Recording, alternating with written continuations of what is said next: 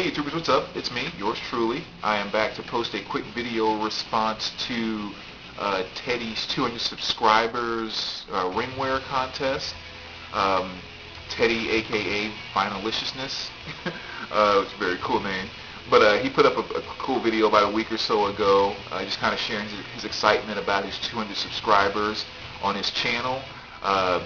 Big congratulations to you, Teddy. I know you have hundreds of more coming your way, so I will look forward to the 1,000 subscribers contest that you do.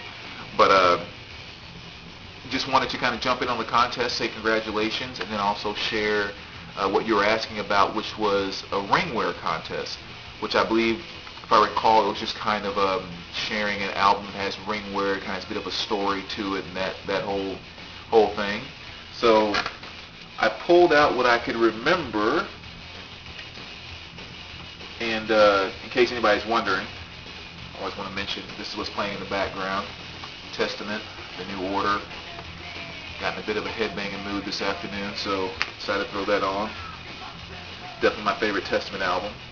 But there were really two albums that came to mind when it came to the ringwear. One kind of has a story, one doesn't. But I don't really have a lot of albums that have ringwear. It's just even from the time when I first started collecting, it was something that I just kind of paid attention to.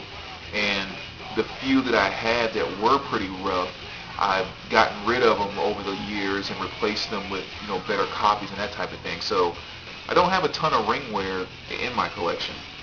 But anyway, this is one that initially came to mind. Again, not much of a story behind this one. It's just one that I remember had some ringwear on it. Kiss Alive. You can kind of clearly see, the ringwear around there. This is a very hard album to find without having any ringwear at all. I mean, unless you get a brand new reissue, I've never seen a clean copy of an original issue, but I'm sure there's some out there. I've just never run into one, but again, that's just one I thought I would share. But then the one that actually has a story behind it would be this one here, which is John Coltrane's Love Supreme. And this is the A77 stereo release, which if you look it up in Goldmine, it's worth a pretty good penny. But obviously you see it has some pretty rough ringwear around the edges there, as well as on the back there. It's kind of rough, a little bit flattened too. See the edge has kind of gone flat a little bit. But the reason I kind of pulled this one out, because number one, it's the one I remember that had the most ringwear. And I do have a nice reissue of that as well. 180 gram vinyl, which is really nice. But this one is kind of special to me because not only is A Love Supreme my favorite jazz album of all time, but this is also the album, not only Love Supreme, but this specific copy is also the album that really brought me into let's just say understanding traditional jazz, so to speak, and learning to love traditional jazz. Prior to me stumbling across this album, the only jazz I really listened to was like more contemporary type stuff, modern day stuff you might hear on the radio. And I had a few CDs of like some acid jazz stuff, which is almost more like, I guess, pop jazz, if you will. I mean, that's kind of the feel that I get from a lot of that stuff, which I love, though, don't get me wrong. But the more traditional jazz is something I had never paid attention to until I was in a record store one day. The guy was playing this album. I went up and asked him about it. I was like, what the heck is that? I love it. I don't know anything about jazz, but something about that album is just pretty awesome. And he told me a bit about it. I ended up buying it for like $7 or something like that at the time. And it became my favorite jazz album of all time.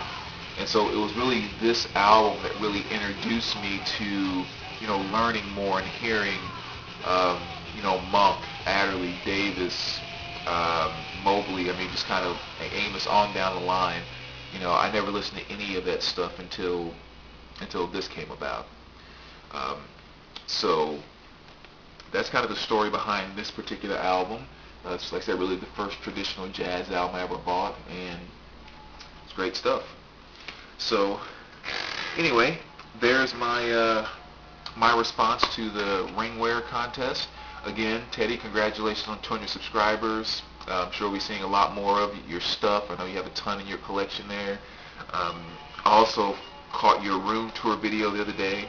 I think I left a message for you there as well, but I don't know how I just missed that video for some reason, because I love this. One thing I love more than anything else is when you guys do your room tours. I think that's really cool. So thanks for sharing that. Look forward to seeing you guys, talking to you guys, and take care, BC. All right.